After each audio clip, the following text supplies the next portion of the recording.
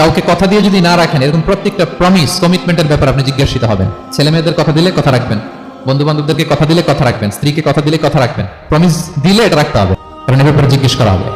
নবীদের মধ্যে ইসমাঈল আলাইহিস সালাম ওয়াদা রক্ষার ব্যাপারে খুব বেশি সোচ্চার ছিলেন। সব নবীরাই ছিলেন, উনি বেশি সোচ্চার। এজন্য আল্লাহ বলেন ওয়াজকুর ফিল কিতাবি ইসমাঈল ইন্নাহু কানা সাদিকাল ওয়াদি ওয়া কানা রাসূলান নাবিয়্যা। উনি ছিলেন সাদিকাল ওয়াদ, প্রতিশ্রুতি রাখতেন। এক লোকের সাথে ওনার কথা হলো যে আগামীকাল বিকেলে ওনারা দেখা করবেন। ইসমাঈল সাল্লাম বিকেলবেলা আগামীকাল যে এক গাছের নিচে কমিটমেন্ট ছিল যে অপেক্ষা করলেন, কিন্তু ওই লোক আসে নাই, ভুলে গেছে। ইসমাঈল সাল্লাম ভাবলেন আজকে ভুলে গেছে, মনে হয় আগামীকাল আসবে, আগামীকাল আমি যাবো।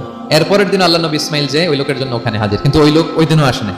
ইসমাইল সাল্লাম বললেন মনে হয় এরপরের দিন আসবে। ইসমাইল সাল্লাম এরপরের দিনও যায় হাজির। এভাবে একদিন দুই দিন না, টানা 30 দিন উনি আসরের পরে ওই গাছের নিচে ওই লোকের জন্য অপেক্ষা করেছেন। কারণ ইন্নাল আহদা কানা মাসউলা, কথা দিলে কথা রাখতে হবে। দেখেন আমরা কথা দিয়ে কথা রাখি তো নাকি? রাখেন রাখেন, সবাই বলেন এই চেষ্টা করতে হবে, রাইট?